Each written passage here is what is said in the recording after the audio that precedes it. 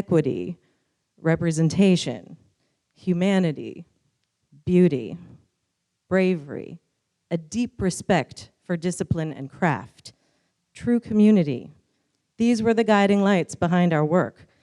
They connected with people, they helped them feel seen and understood, not just the cool hipster artists of Capitol Hill, but everybody, from the opera singers to the graffiti artists alike.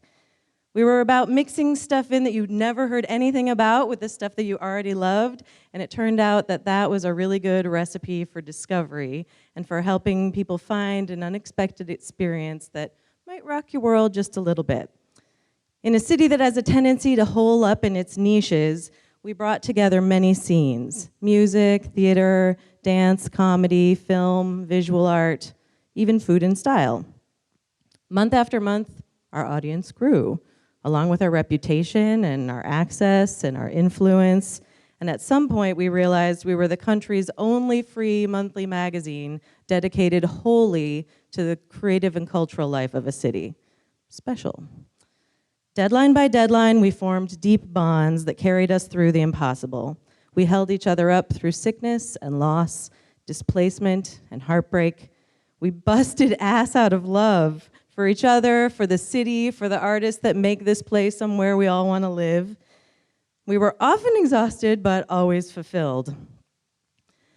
And then, one foreboding day, we learned that our publisher could no longer afford to keep us afloat as its loss leader. Rather than fold, we screwed up our courage and went searching for a way out of the predicament. We brought on a new publisher who conceived of a bold plan to leap into independence as a social purpose company. We really went for it. In late spring of 2018, we ran a crowdfunding campaign to enable the initial leap, while our publisher sat about gathering investments. But running a magazine operation, even with a tiny editorial staff and an even smaller business and marketing team, one of whom is also here today, shout out, is not cheap. So before long, the money was already starting to run out. Oh, the stress. Now, not only was I trying to keep all these plates spinning in production, I was sweating cash flow on a basis that had me refreshing Google Docs like some kind of lunatic. Everywhere I went that summer, people greeted me with so much enthusiasm. They were so excited about an independent city arts. They had so much confidence in our future. And I wanted to believe them. I wanted to believe that every promising conversation our publisher had with a potential investor might lead to that cold, hard cash that would turn the beat around and help us get far enough ahead that I didn't feel like I was living in a guillotine. I wanted to believe that the love we felt from the community would translate into money, but not everything of value is valued in the economy. For a few months, we managed to patch things together and keep folks paid. Editorial planning for future issues continued apace, both as a necessity and as a demonstration of faith. But the money only got tighter. I stopped sleeping. My hair started falling out. The prospect of losing the magazine, into which I had dedicated most of my life force for many years, was overwhelming. The idea that people might lose their jobs, people that I loved, that the creative community might suffer yet another big blow, it was enough to make me want to throw up, scream, cry, and hide all at the same time. Hey, it's heavy, but it's real. There were meetings and pitches and dog and ponies of every kind. Everyone loved us, but few people loved us enough to plunk down serious money, and the people who loved us the most didn't have serious money. That said, I am forever grateful to everyone who did contribute. Maybe some of you are even here today. Then, one afternoon in late October, I was driving in a crazy rainstorm when the publisher called me and I answered on my Bluetooth. The news was bad. Several of the major investors he'd been courting had either lost interest or were putting us off indefinitely. We hung up. My body clenched. I white-knuckled the steering wheel, running numbers in my head, turning the math around and around and around and around. That's when I knew There wasn't enough money to make payroll. The magical journey had reached its end. The days that followed were a blur of grief. I wept on the drive to work, and I wept on the drive home from work, and I shook with a kind of shocked sadness. And then I had to tell my team. I've thought a lot over the years about leadership styles and my own very female way of running things. So when it came time to assemble everyone in the conference room, I knew that the only way forward for me was to be totally honest and emotional and real with them, the way I always had been, as we always had been with each other. So the words spilled from my mouth in a blubbering mess of tears. Their faces fell. And that was the worst part. We talked and talked and talked and talked and talked and talked, and we hugged each other tight. And for a few days, we entertained some very long-shot Hail Marys, and I held my breath, hoping, but knowing. Then, on the morning of November 8th, we shared the news with the community. The response was immense on social media, in our inboxes, on our phones. For hours and hours, hundreds and hundreds of messages and posts just rolled over us while we sat in a mostly silent daze, passing around a box of tissues as we gazed at our screens. In a fog, I gave a couple of interviews to Crosscut and the Times. We had been working out of the cloud room on Capitol Hill those last few months, so the whole thing went down in the shared space. Talk about a strange moment for co-working. But then it really was over. The plates stopped spinning. I didn't know what to do with myself. I kept having phantom sensations, like when you stand in the door frame and push your arms against the frame, and then they woo at the end, And it was so quiet like I imagine quiet in space. Those early days were a strange mix of feelings, grief, of course, and sadness, shock, embarrassment at what felt like a failure, and such a very public one, relief that the stress had finally come to an end, shame about feeling relieved, all the while deeply missing the colleagues who had become a kind of family. And all of that is to say nothing of the unclear path forward in my own career, another layer of sadness at the realization that it was probably over for me in magazines. After all, more journalists have lost their jobs in the last 15 years than coal miners. It wasn't just the end of City Arts, but the end of a dream I'd been chasing since I was 15. Thankfully, the holidays brought a flurry of activity and distraction. Marie Kondo showed up on Netflix and gave me reason to KonMari my entire house from top to bottom. But sometimes I got caustic and angry, and I ranted to my friends. Sometimes I felt hopeless, sending resumes into the abyss. I stayed up until all hours, soothing myself with all the weed in Washington and a lot of SVU reruns. But as the days and weeks passed, the fog started to lift.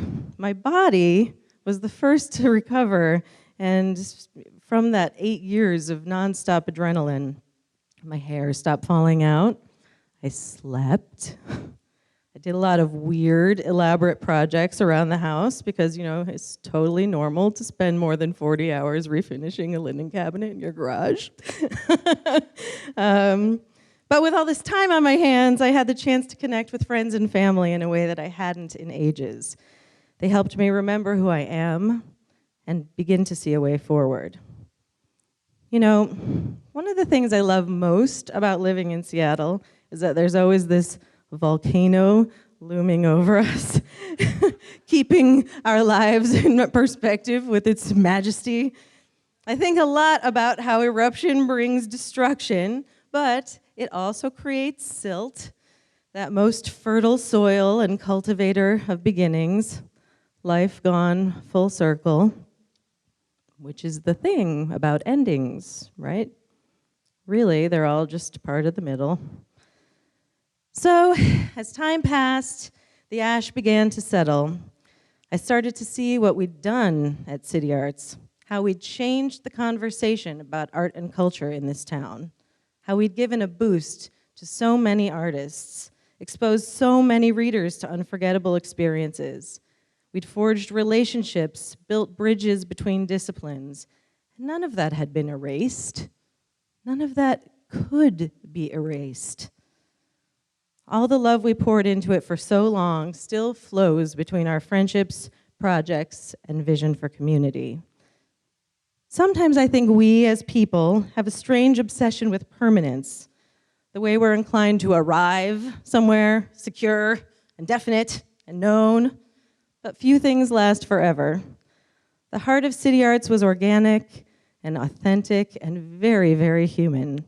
So it makes sense that, like all living things, it had a life cycle. Like the art and culture City Arts captured in its stories, the magazine itself was ephemeral, a little bit of magic on the wind. After all the heartbreak and healing, I wouldn't take any of it back, not for a moment. I'm proud to have loved and lived hard, to have put my values at the core of my work, to have directed my energy into making a better world. Even though there was never any certainty that any of it would continue, the risk was worth it. Though the magazine ended, we accomplished something beautiful and meaningful and good. And now we get to see what rises from the ashes. As for me, I'm now carving my own path with a mix of projects. I'm dreaming up some creative media. I'm editing manuscripts for writers that I met through the magazine, a lot of them. In the fall, I'll teach at Hugo House and dispense some editing expertise. And I'm consulting on a bunch of different arts and editorial endeavors. I'm still all about changing the narrative and chasing big ideas that inspire human connection. Only now, I'm building my life to have a little bit more of my own life in it. As I keep telling people, my mantra right now is more Dorothy, less Oz. It's time to be brave and step out from behind the curtain. I suspect that City Arts was a once-in-a-lifetime experience, and maybe that's a good thing. That kind of work takes a lot out of a person, and it's not a very sustainable way to live, even if it is profoundly rewarding.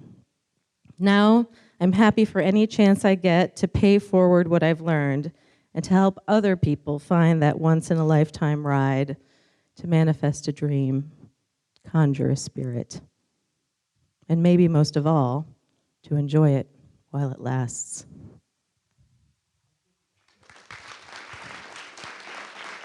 All just like terrible 90s and early 2000s. All right. Okay, folks, we're gonna go ahead and get started with the Q&A for Leah.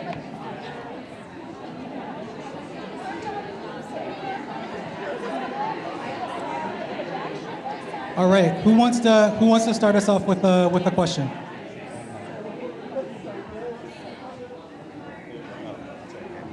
Yes. All right, we have a question up here.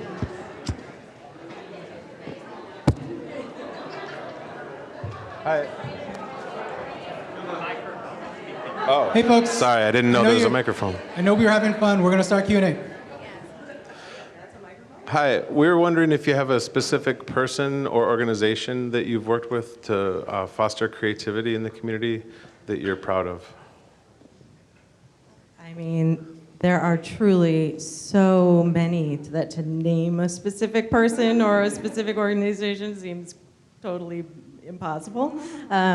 What I will say, though, is that there's so much out there, so if you feel like you haven't found the thing that precisely rings your own individual bells, keep digging, you know, because there's so much stuff that exists either like deep in the discipline of fill in the blank or somewhere in the in-between space between agency life and performance art or whatever, you know, so there's dig. But sorry that I can't even name a person, but it almost seems like it would be unethical. Who else? You in the green? How about next? Okay. Okay, since I have the ball. Okay, so we have sort of almost two questions. You can take them as one or two. How do you let go and know what to let go of? And then how do you manage that emotional transition and avoid being debilitated?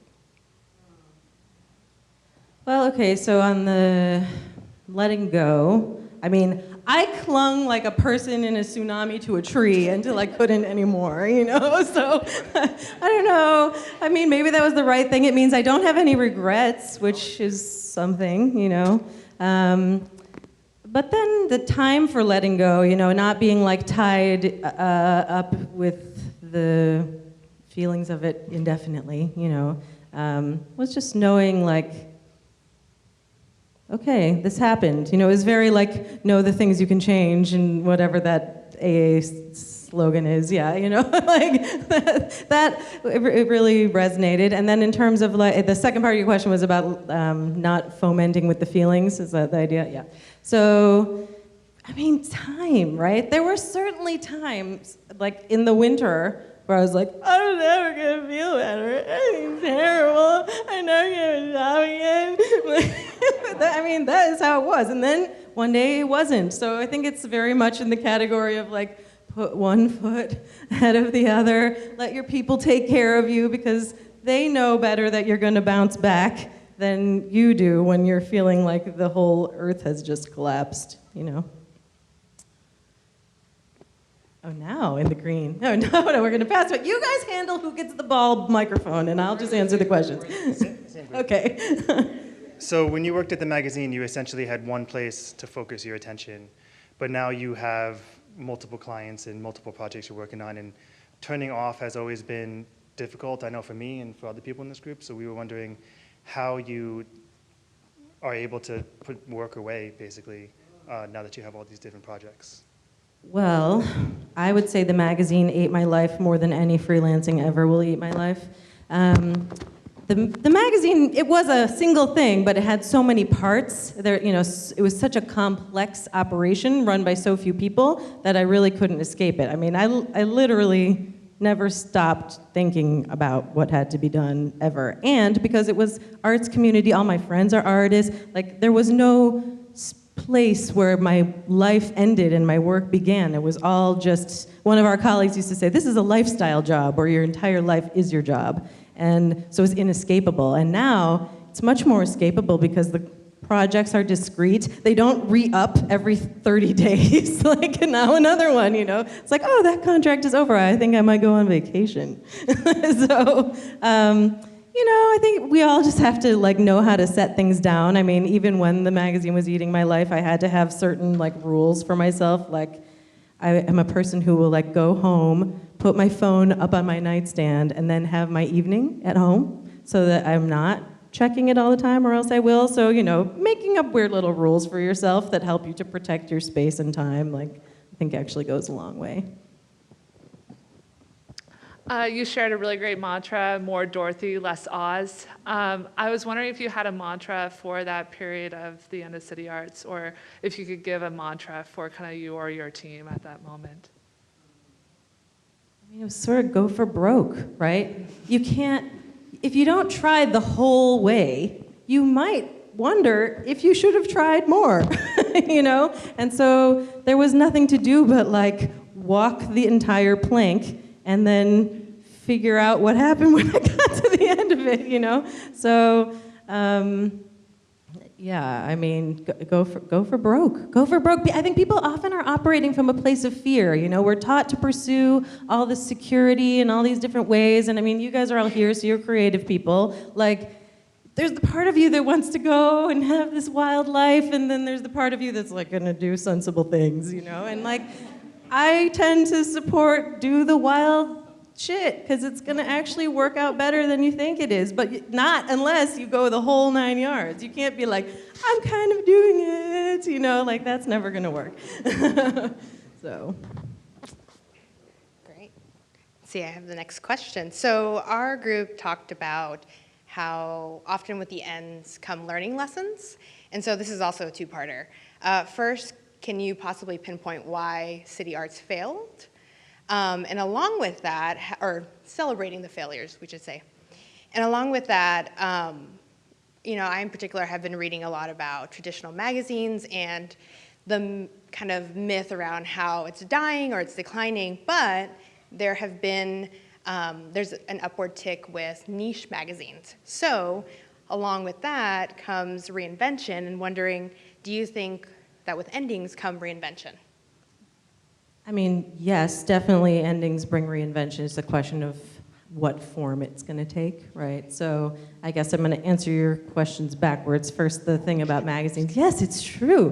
People do still love magazines in their hands. They don't just want to read story by story on the strange journey of the internet that never ends. People like something that has a beginning and has an ending, and there's some people who put those things together in that order for a reason, So magazines are still very valuable to people. The problem is money, because advertising is not working anymore, and that is because of technology. So until something solves itself, obviously a lot of folks are doing membership program. That's what we tried to do. It was a heavy communication lift on a short timetable to say, hello, 100,000 readers out there. We have a new thing. It's called membership. It's kind of confusing, but give us your money and real quick. So I think the membership model will work. I think people are subscribing to things more. If you reflect on the own money that you're spending on your subscriptions to newspapers and magazines and websites and whatever, they've probably gone up in the last 2 years. That's one positive Trump effect. Yes, remind me the first part of the question again.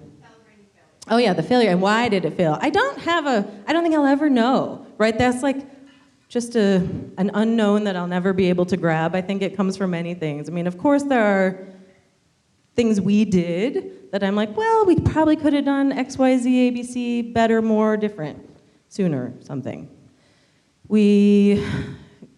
Maybe we're doomed before we started. There was an Atticus Finch quote that I was trotting around a lot last fall that was all about real bravery, scout is when you know you're done for before you've even started.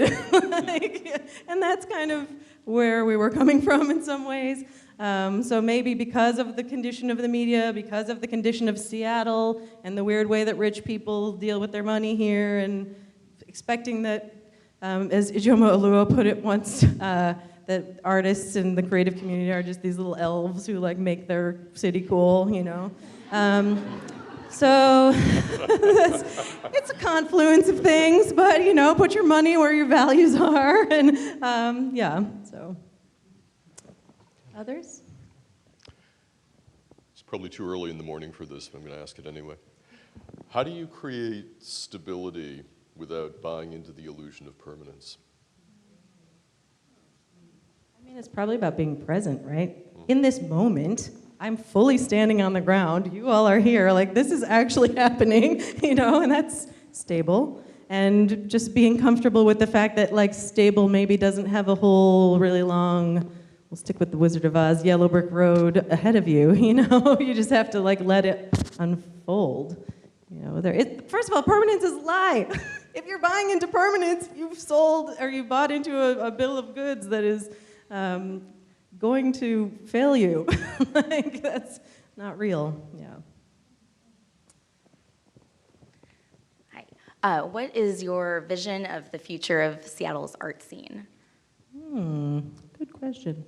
I envision that it lives, that it does not get completely squashed out, that perhaps the exodus that I witness among the people in my life comes to a taper, that it becomes more affordable, that we, for example, I'm working on a project right now with the city to figure out how can they develop some sort of programmatic or policy, some things that could support cultural media in the future, And I think we have to intentionally build these backstops that help to protect the things that we value, because if we just expect that it's gonna solve itself, it might not, and it's good for all of us, of course, to individually show up, but it's a lot about bringing people in who maybe haven't had that Kool-Aid yet, who maybe are stuck in screen world and can't get out and be with people, So how do you, sort of evangelize that in your own life and keep the community vibrant. I mean, it's interesting to me how if you look at like the history of Seattle's arts communities, like the reason why music in some ways is the strongest and the most stable is because it has the longest history. There's been like real music stuff happening here for many decades. The other disciplines kind of came after in some ways, or there are like episodes of strength. You can look at mid-century stuff with the visual arts and then try to connect that to the way that it's working now. And we're a weird town because we don't have institutions with 300 years of history. And so there's like a different ballast even for the grassroots aspect. And we're very attached here to that grassroots pioneering, Scrappy-Doo can make it happen, which is great. The fact that people come here, like a perfect example is Hari Kondabolu, right? He spent his like early comedy years here working out material and then flew the coop when the career was calling, And that's what happens a lot. But how do we make this a town where people can be artists here from start to finish? You don't have to bounce just because you've had some success. So I think as that all continues to fill in, it will be a lot better. Our question was kind of going back to like a juxtaposition between living in the moment and anticipating reality. And our question was kind of, do you think it's healthy to kind of have checkpoints from the start of something, just kind of reminding yourself that this is going to end in one way or another? Or, is there anything in hindsight that you would have done differently from the beginning, knowing that whether the publication ended or you transitioned out of the role, it would come to an end? Well, there's sort of three prongs there. I mean, had it ended in a way that was me leaving and the whole thing was still existing and other people, that's what I always wanted. To be like, hello, here's a magazine, you gotta go, bye. So I wished that would have happened. I also did have the experience years ago. I ran for a long time a sort of high-octane zine, 100% volunteer, published somewhere between 2 and 4 times a year, called Rivet. And it ran its course and eventually died. And that was time, and that was what was supposed to happen. So I knew that kind of thing can happen. And then, as far as like whether I would have done something different from the beginning, I do wish that I had been more successful with our original publisher in extracting the financial information from him. And I think though I tried, he really was very private about those things, which was his prerogative, But I feel like if we might have had a little more runway, maybe it would have been different. So I guess, maybe there is some extent to which I'm like, I hate money, and I just didn't want to deal with that. And maybe I put my head in the sand to some extent, even though I really was asking. So I guess that's just, if there's a lesson in there to square up to whatever sort of monster might be lurking under the bed.